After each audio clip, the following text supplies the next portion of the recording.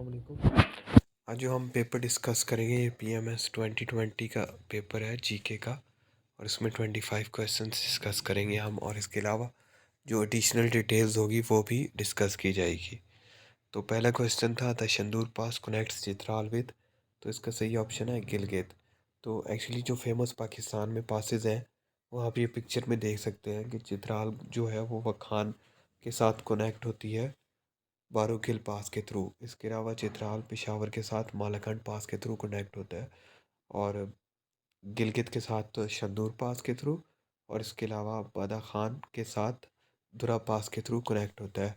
और चित्राल को दीर के साथ कनेक्ट करता है लोहारी पास, और दीर जो है वो बदवाई पास के थ्रू कोहिस्तान के साथ कनेक्ट होता है, और गिलगित को एबटाबाद के साथ बाबूसर पास कनेक्ट करता है। तो नेक्स्ट क्वेश्चन है Karakoram highway between Pakistan and China was completed in, तो इसका सही ऑप्शन था 1979। तो इसकी कंस्ट्रक्शन जो स्टार्ट हुई थी 1959 में, और इसको पाकिस्तान चाइना कोलैबोरेशन का ग्रेटेस्ट मोनूमेंट भी कहा जाता है। थर्ड क्वेश्चन है tomb of Khwaja Farid is in Kot Mithan, तो ख्वाजा फरीद का मज़ार कहाँ पे है, तो कोट मिठन में है।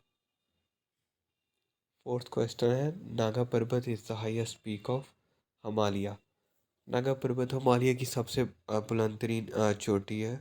सबसे बुलंद तरीन तो नहीं, लेकिन बुलंद चोटी है। एक्चुअली पाकिस्तान में नागा पर्वत जो है वो सेकंड हाईएस्ट माउंटेन है, और पाकिस्तान में हिमालय की सबसे बुलंद यही चोटी है। और इसमें ओवरऑल जो वर्ल्ड रैंकिंग है इसकी 9th है, और इसको किलर माउंटेन भी कहा जाता है, और इसकी हाइट 8126 मीटर है। इसके अलावा पाकिस्तान में 5 माउंटेन है जिनकी हाइट 8000 मीटर में से हाई है, और हिमालय जो है हिमालय में सिर्फ नागा पर्वत ही ऐसी माउंटेन है पाकिस्तान में जिसकी हाइट 8000 मीटर से हाई है। बाकी जो 4 हैं वो क्राकरम में पाई जाती हैं, क्राकरम रेंज में। River Kabul join Indus river near अटक, जो काबुल है वो इंडस रिवर को अटक के करीब ज्वाइन करता है। The chairman of national economic council is prime minister, national economic council का जो चेयरमैन है वो प्राइम मिनिस्टर है। टोटल मेंबर जो होते हैं नेशनल इकोनॉमिक काउंसिल के वो 13 होते हैं, और ये आर्टिकल 156 के अंडर 1973 के कॉन्स्टिट्यूशन का जो आर्टिकल 156 है उसके अंडर ये फॉर्म हुई थी। तो करंटली इसके जो चेयरमैन हैं वो शहबाज शरीफ हुए, क्योंकि नेशनल चेयरमैन जो होते हैं वो प्राइम मिनिस्टर होते हैं। Who was the first Muslim governor of Punjab, तो पंजाब के जो पहले गवर्नर हैं वो सरदार अब्दुल रब निश्तर थे, मुस्लिम गवर्नर। और ये जो थे पहले कम्युनिकेशन मिनिस्टर भी थे पाकिस्तान के। और फर्स्ट गवर्नर जो थे आफ्टर इंडिपेंडेंस वो थे सर फ्रांसिस मोडी। और जो अभी गवर्नर हैं पंजाब के वो बलीगुर रहमान हैं। तो पहले मुस्लिम गवर्नर सरदार अब्दुल रब निश्तर, और जो पहले गवर्नर थे आफ्टर इंडिपेंडेंस वो थे sir Francis Modi. Objective resolution was presented in the Constitution Assembly on 7th March 1949। Objective resolution को कॉन्स्टिट्यूशन असम्बली में 7 मार्च 1949 को प्रेजेंट किया गया था, और ये प्रेजेंट की थी लियाकत अली ख़ान ने, और पास हुई थी ये 12 मार्च 1949 को। The only vice president of Pakistan Nurul Amin, Pakistan के जो वाहिद वाइस प्रेसिडेंट हैं वो नूरुल अमीन थे।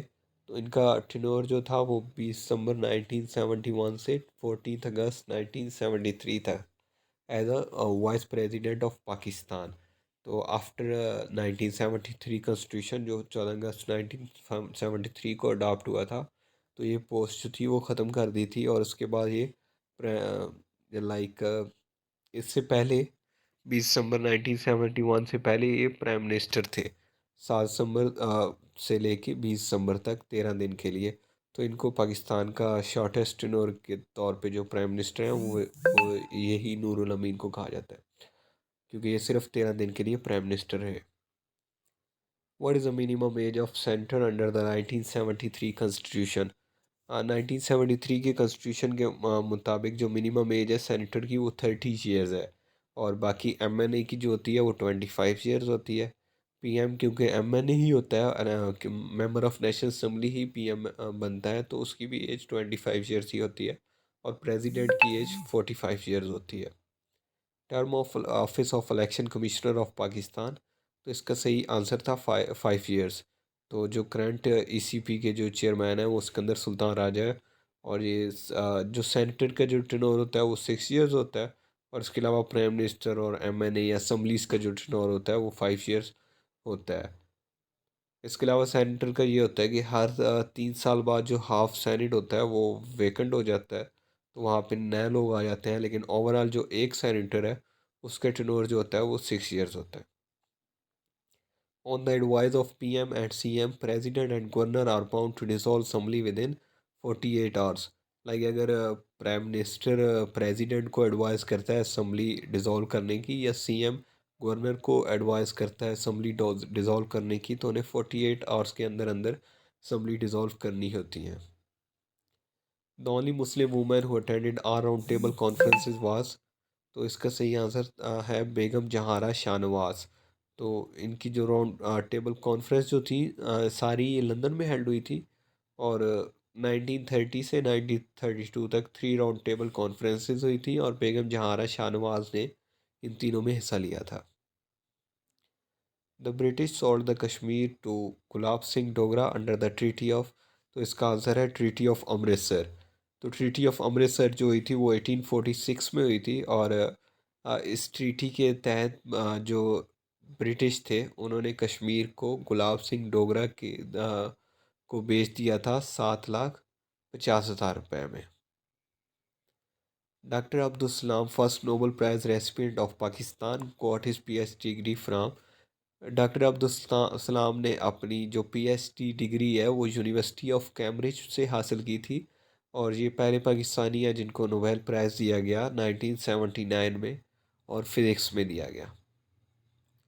हबा Khatoon is the famous poetess of which language, तो हबा खतून जो है वो कश्मीर से ताल्लुक़ रखती थी, और जो ये शायरी करती थी वो कश्मीरी लैंग्वेज में करती थी। Renowned Urdu writer Mushtaq Ahmad Yusufi by profession was banker, तो मुश्ताक अहमद यूसुफ़ी हैं वो बाय प्रोफेशन जो थे वो बैंकर थे। और इनकी जो फेमस बुक है वो है खाक में बंधन, चिराग तले, शाम शेर यारा, जरगोश्त। और नेक्स्ट क्वेश्चन ये वही है जो पहले क्वेश्चन में रिपीट हो चुका है, लाइक लोरी पास कनेक्ट्स दीर विद चित्राल। तो ये आप पिक्चर से देख सकते हैं कि कौन से पासेज जो फेमस पासेज हैं पाकिस्तान में। इसके अलावा खैबर पास है, और खंजराब पास। खैबर पास पाकिस्तान को अफ़गानिस्तान के साथ कनेक्ट करता है, और खंजराब जो है वो पाकिस्तान को चाइना के साथ कनेक्ट करता है। Doctor Ruth Pfau compared against with disease, तो इसका सही ऑप्शन है लेप्रोसी। तो डॉक्टर रुतपफाव को मदर टेरेसा ऑफ पाकिस्तान कहा जाता है, और ये जर्मनी से इनका ताल्लुक़ था। और ये तकरीबन इन्होंने 56 ईयर्स सर्व किया है पाकिस्तान में पेशेंट्स को, और इनकी डेथ हुई थी 2017 में।